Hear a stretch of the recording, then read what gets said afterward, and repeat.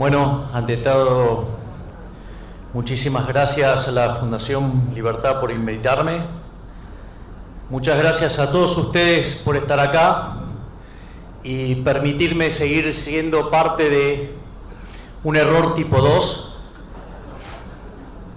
Digo, por si alguien no lo escuchó, el error tipo 1 es hacer todo bien y que te salga mal. El error tipo 2 es hacer todo mal y que te salga bien. En mi caso, profesión economista. Si hay algo que es un bodrio son los economistas. Como si fuera poco, especialista en crecimiento en un país enfermo de keynesianismo. O sea, todos maniáticos del corto plazo. O sea, y yo hablando de 100 años. Parezco estoy más solo que Adán en el Día de la Madre. Salvo que gracias a Daniela que me rescató.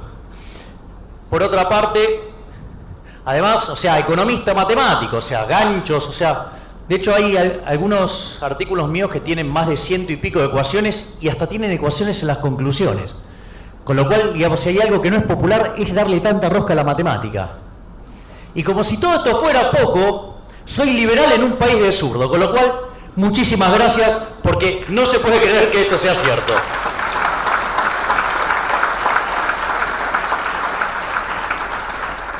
Básicamente, hoy de los que les voy a hablar es sobre los valores. Porque más allá de la cuestión de la coyuntura, lo que está hundiendo este país es un problema de valores. El problema argentino no es un problema económico, es un problema de valores. Es decir, fíjense, Japón es una isla de piedra, tendría que ser pobre, no lo es un problema de valores, de vuelta. Entonces, básicamente lo que hay que entender es que tenemos dos sistemas. Por un lado, el capitalismo. Por otro lado, el socialismo. Y como decía Mises en uno de sus libros, el mito de la tercera vía, no existe nada en el medio. El problema es que cualquier solución intermedia no es estable y siempre tiende al socialismo. Básicamente por lo que se llama la falla del Estado, o lo que es lo mismo, digamos, cuando el Estado interviene, el resultado que consigue es peor que lo que quería arreglar. Es decir, como decía la frase de Reagan, el problema, no es que falte Estado, el problema es que sobra Estado. O sea, el Estado no es la solución, el Estado es el problema. Entonces, básicamente, lo que yo les voy a contar es por qué el capitalismo y por qué no el socialismo. O sea, pero en el fondo va a ser una cuestión de discusión de valores. Y ustedes determinarán de qué lado quieren estar. Para ello, lo primero que voy a hacer es hablarle de los resultados del capitalismo. ¿Sí? Es decir, cuando el muro se cayó, aplastó a los zurdos. Es decir, no aplastó el capitalismo, fue el triunfo del capitalismo. Y eso está plasmado en los datos. ¿Y saben qué? Si hay algo que no se puede bancar un zurdo son los datos. Entonces, lo primero que voy a hacer es tirarle los datos por la cabeza. Digo, a ver si todavía después tienen ganas de discutir algunas otras cuestiones que también les voy a demostrar que tampoco tienen razón y que el único sistema que es justo es el capitalismo. Si ustedes se fijan, acá tienen la evolución del PBI per cápita durante 20 siglos. Si ustedes se fijan, hay un fuerte cambio de tendencia a partir del siglo XIX. Casualmente, cuando llega el capitalismo. Es decir, una revolución institucional, que es el respeto por los derechos de propiedad. Es decir, en esos 2 siglos, el mundo mejoró 9 veces y media de respecto a lo que había hecho en los 1800 años anteriores. Es decir, generó una explosión de riqueza.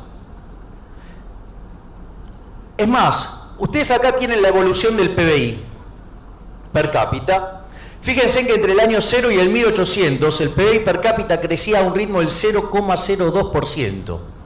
Es decir, era despreciable el crecimiento.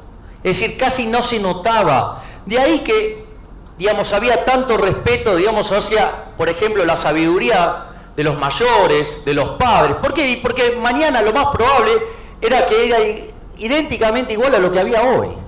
Es decir, era prácticamente imperceptible el cambio. La experiencia ganada en el tiempo era muy importante, porque eso también explicaba lo que iba a estar pasando en el futuro. Piensen que solamente en estos 1800 años el crecimiento fue 40%. De ahí sale este 0,02. Y eso tiene lugar justo después del descubrimiento de América. Ahora, si ustedes se fijan, en el siglo XIX, con la llegada del capitalismo y la revolución industrial, la tasa de crecimiento se multiplica casi por 33 veces al pasar a 0,65. Por otra parte, si toman la primera mitad del siglo XX, el crecimiento se acelera a 1,06. Por otra parte, en la segunda parte del siglo XX salta a 2,1. Y en lo que va del siglo XXI está en el orden del 3%. Es más, hay estudios que demuestran que las cuentas nacionales subestiman el efecto del progreso tecnológico y que eso es aproximadamente 1,15. Quiere decir que a lo largo de la segunda mitad del siglo XX el mundo creció arriba de 3,25 y hoy en realidad estaría creciendo el mundo en torno al 4,15, 4,2%. Esto es muy importante porque a pesar de que uno ve la aceleración del crecimiento, se tiene que bancar impresentables como Piketty diciendo que el mundo se viene abajo, que el mundo no va a crecer más. Y tiene ahí toda la manga de pelotudos del estancamiento secular, con Stiglitz, con Krugman. ¿Sí? Digo, toda esa gente, que ninguno es especialista en crecimiento casualmente. O sea, el único especialista en crecimiento en esa reunión era Mokir, que dice, mire, lo que está diciendo está todo mal. Pero obvio, nadie le dio ni 5. O sea, o el propio Gordon, que es el impulsor de todas estas cosas. Fíjense que a pesar de la aceleración que está teniendo el crecimiento, si hacemos un supuesto conservador de que se mantiene constante el crecimiento, con esta corrección por subestimación del progreso tecnológico, a lo largo del siglo XXI estaríamos multiplicando el PBI per cápita por 60 veces. Esto quiere decir que a lo largo de un siglo seguiríamos 4,8 veces más de lo que logramos en 20 siglos. ¿Alguien me puede explicar dónde están viendo que esto está tremendamente mal y va para peor? O como le diría Maradona al señor Piketty, Piketty, LTA. La contracara de esto son los años necesarios para duplicar el PBI per cápita. Es decir, entre el 0 y el 1800 se necesitaban casi 3.500 años para duplicar el PBI per cápita. En el siglo XIX ese número cayó a 107. En la primera parte del siglo XX cayó a 65, en la segunda a 33 y ahora viaja a 23. Es decir, cada vez necesitamos menos tiempo para duplicar el PBI per cápita. Stiglitz, Krugman, Gordon, Piketty, la recontra tienen adentro. Es más, en este cuadro podemos ver cuántos años necesitaron para duplicar por primera vez los países su PBI per cápita. Y lo que vamos a ver son dos cosas: que cada vez se necesita menos tiempo. Y ese menos tiempo se da conforme avanzamos hacia adelante en el tiempo, en la historia. Es decir, el primero en lograr este resultado fue Inglaterra, que tardó 58 años y lo hizo a partir del año 1780. Después lo logró Estados Unidos en 47 años a partir de 1839. Japón tardó 34, arrancando en 1885. Italia tardó 21, arrancando en 1890. España tardó 18, arrancando en 1950. Corea del Sur tardó 9 años, arrancando en 1978. Y China tardó 7 años, arrancando en 1987.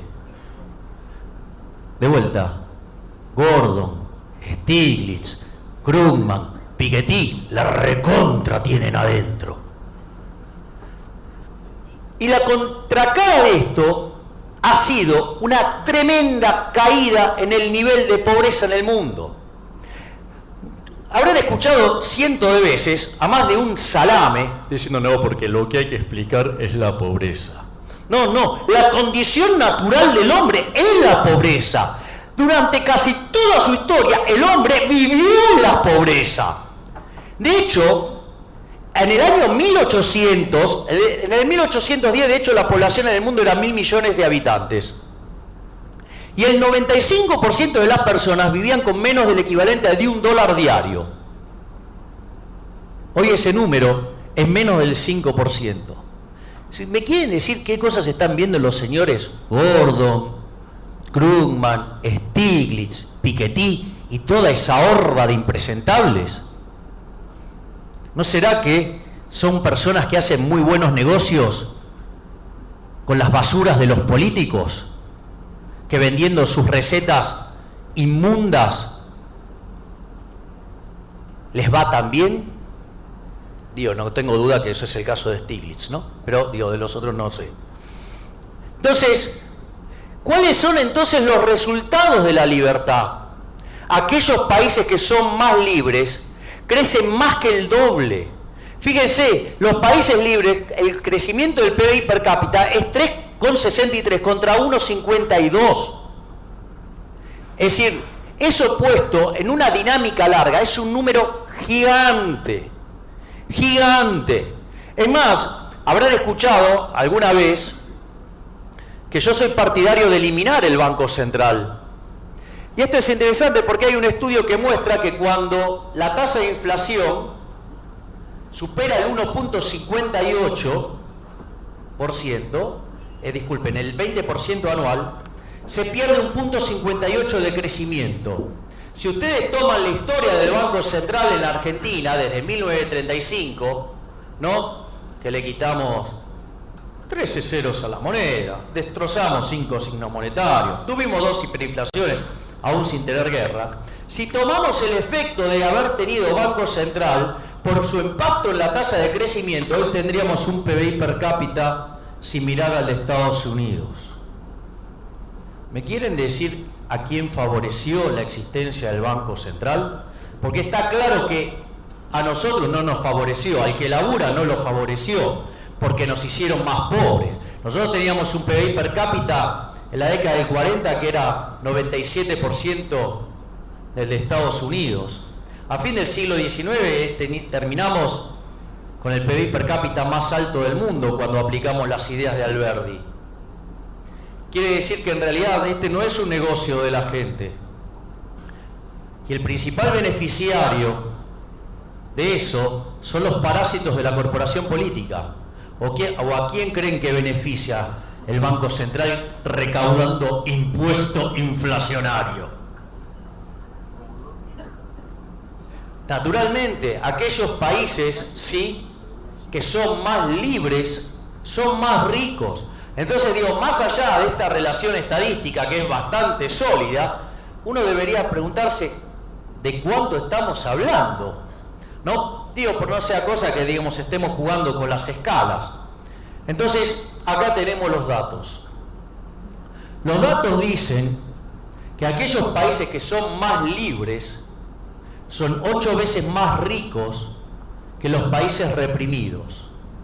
Pero esto ustedes tienen que tener en cuenta no solo que es 8 veces más rico el país libre que el reprimido, sino que hay que tener una idea de orden de nivel del país reprimido, que tendría un ingreso per cápita en torno a los $5.500, ¿sí? En términos de PPP, digamos, 2011.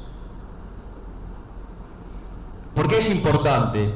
Porque cuando uno toma el decil más bajo de la distribución, no solo que en el país libre es 11 veces más que en el país reprimido, sino que además ese ingreso del decil más bajo del país libre es el doble que el que tiene el ciudadano promedio del país reprimido. ¿Y por qué es importante esto? Porque la distribución del ingreso tiene un formato que puede ser capturado por una log normal o por una chi cuadrado, es decir, distribuciones donde la moda, ¿sí? O el modo, es decir, el valor que más se repite de la serie, es decir, donde está la curva, la joroba, ¿sí? Está a la no derecha, ¿sí? De la media, o sea, está debajo de la media. Veo que no entró el chiste. No importa, digo, se puede reír igual ahora, es lo mismo, digamos. Así no me deprimo. Entonces, ¿qué quiere decir esto? Que por lo menos el 75% de la población está peor que el decil más bajo de aquel que vive en el país libre. Y no solo eso, sino que además hay casi 25 veces menos de pobres. Y como si todo esto fuera poco, hay más libertades y derechos políticos, y como si fuera poco, además la gente vive más. Por lo tanto, la pregunta es, ¿para quién es el negocio el colectivismo? Porque claramente, no solo que son más desiguales esos países, sino que además la torta es más chica, es decir, son una máquina de empobrecer gente. Por eso siempre fueron un fracaso en lo económico, en lo social y en lo cultural. Por eso ese régimen estúpido siempre tuvo que ser impuesto por la fuerza y se cargó con la vida de 150 millones de seres humanos, al margen de no tener libertad.